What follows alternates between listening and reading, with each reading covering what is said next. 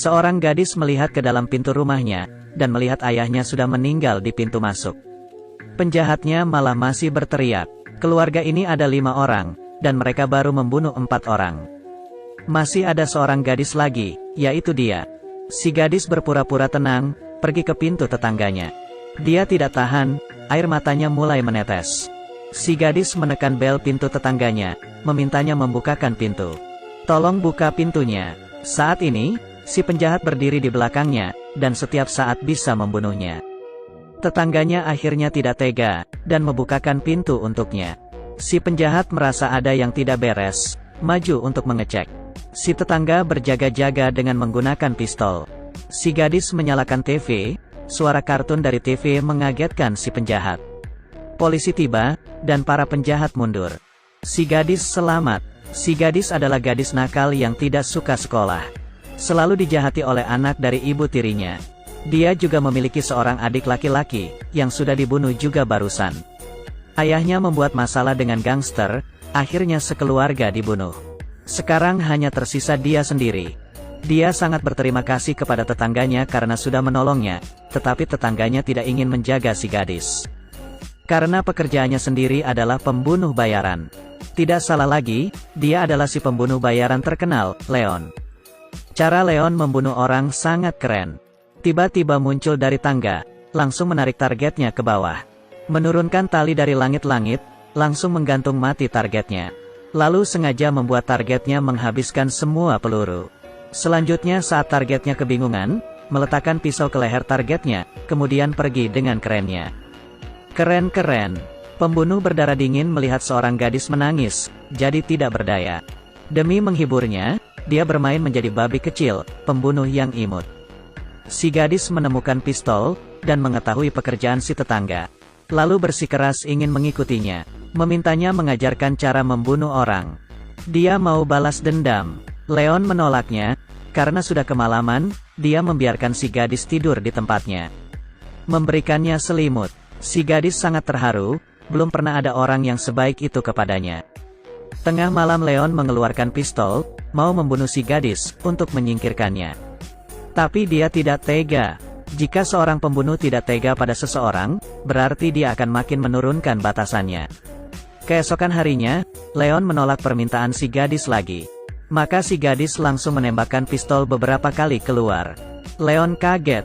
Dia tidak menyangka si gadis begitu sadis. Karena suara pistol membocorkan lokasi mereka, jadi mereka harus pindah. Seorang lelaki membawa seorang gadis, berjalan di jalanan Prancis. Leon akhirnya menyetujui untuk mengajarnya cara membunuh orang. Mereka tinggal di hotel sementara, Leon membelikan si gadis senjata, lalu mengajarkannya cara menggunakan pistol. Peraturan Leon adalah tidak boleh membunuh perempuan dan anak-anak. Si gadis mengingatnya. Gadis berumur 12 tahun ini ingin menjadi seorang pembunuh. Target latihan pertamanya ialah si gemuk.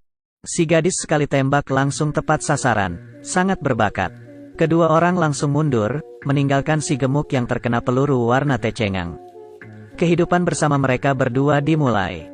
Leon tidak kenal huruf, si gadis mengajarkannya menulis. Mengurus kebutuhan sehari-harinya, Leon mengajaknya latihan. Saat bosan, si gadis main peragaan busana dengan Leon. Marilyn Monroe, Madonna, Chaplin. Leon tidak kenal satupun. Ayah, ini kesenjangan generasi yang sulit diatasi. Saat Leon sedang menjalankan misi, si gadis Anne diam-diam pulang ke rumahnya yang dulu. Mengambil boneka dan uang yang disembunyikannya. Akhirnya jadi berpapasan dengan pembunuh keluarganya. Tidak disangka penjahatnya adalah polisi anti-narkoba. Ternyata ayahnya si gadis adalah mata-mata dari polisi anti-narkoba. Karena mengorupsi sekantong kecil narkoba, jadi dibunuh. Setelah si gadis mengetahui kenyataannya, dia memutuskan untuk membalas dendam. Dia mengeluarkan semua uang simpanannya, meminta Leon membunuh penjahat itu. Leon menolak. Dia menolak dengan alasan kesulitan tugas itu terlalu tinggi. Dia juga tidak menginginkan si gadis balas dendam. Leon tidak ingin si gadis menjalani hidup pembunuh bayaran sepertinya. Si gadis tidak mengerti, mengapa Leon sangat tidak menyetujuinya menjadi pembunuh bayaran. Oleh karena itu dia mengambil pistol, dan bermain sebuah permainan dengan Leon. Dia meletakkan pistol ke kepalanya, jika dia tidak mati, maka dia akan mengikuti Leon seumur hidup. sebagai seorang pembunuh bayaran, saat dia mau menembakkan pistol. Leon mengaku kalah. Si gadis akhirnya menjadi asistennya.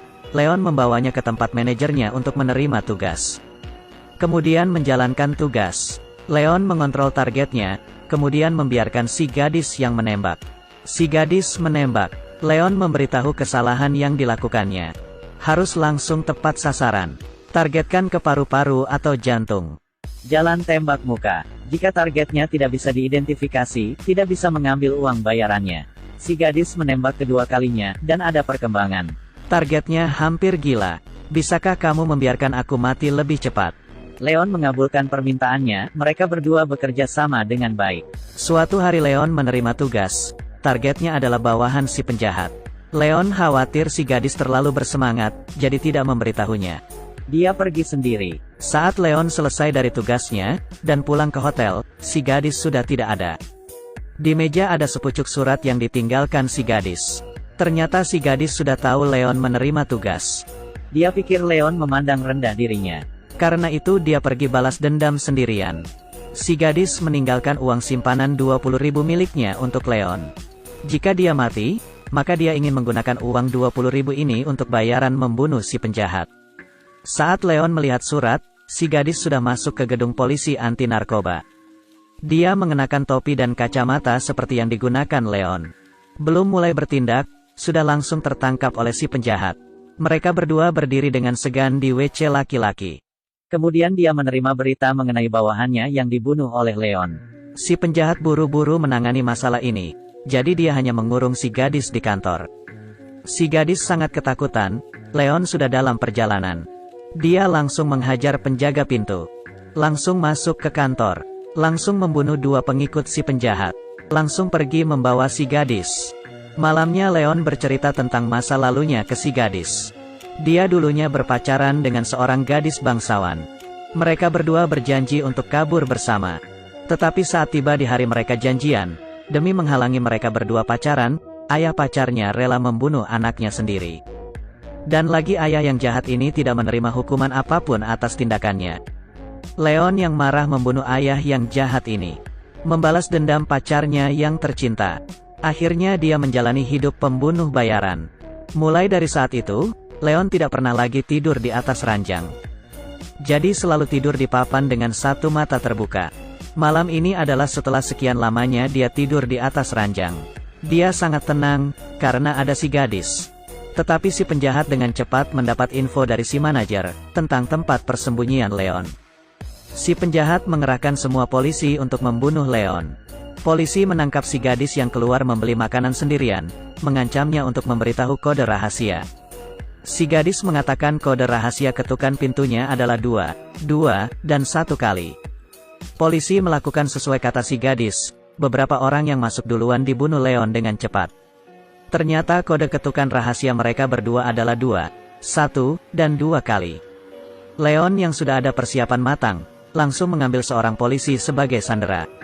Untuk tukaran dengan si gadis. Mereka berdua bersembunyi di dalam kamar, mereka terkepung. Tidak ada cara bagi mereka berdua untuk melarikan diri di tengah hujan peluru.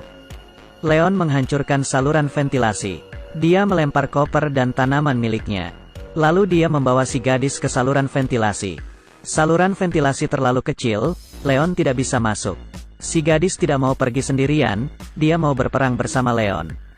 Leon berjanji kepadanya akan mencari cara untuk keluar. Mereka berjanji untuk berkumpul 1 jam kemudian di tempat si manajer. Lalu mereka akan kabur bersama. Di saat yang sama, polisi sudah menyiapkan peluru meriam. Leon menyatakan perasaannya ke si gadis. Aku cinta padamu. Aku juga cinta padamu, Leon. Setelah mengirimnya pergi, peluru meriam terbang menuju Leon, dia terlempar ke lantai. Si penjahat mengira keduanya sudah mati, masuk untuk memeriksa situasi. Tidak tahu bahwa Leon sudah mengenakan baju dan topeng polisi. Menyamar sebagai polisi yang terluka untuk mencari jalan keluar. Di sisi lain, si gadis keluar dari saluran ventilasi, berjalan di gang, dan melewati polisi dengan tenang.